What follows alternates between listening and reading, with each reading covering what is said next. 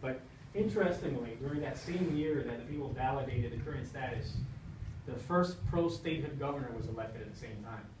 So there was like a mixed message there. People supported the status quo, but they elected the first governor in Puerto Rico's history who supported statehood, which was Mr. Luis A. Ferrer, a philanthropist, a businessman who became very good friends with Dwight Eisenhower and Ronald Reagan throughout the years, and the George Bush family as well.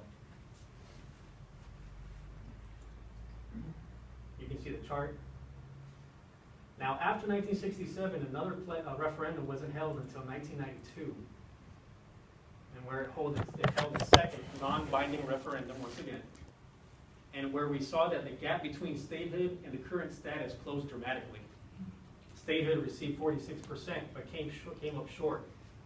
The status quo, the territorial status, received 48%. So we see a really drastic drop from 67% of support for the status quo down to 48%.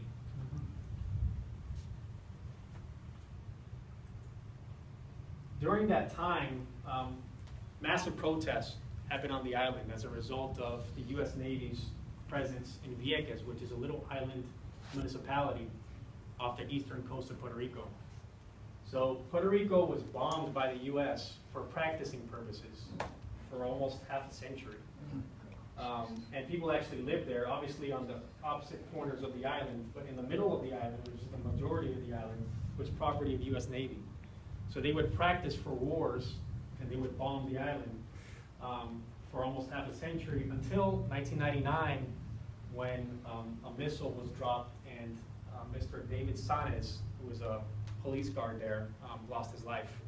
This sparked up mass controversy, international outrage, the international community, massive protests in Puerto Rico, and the people claimed for the U.S. Navy to withdraw. This caused great debate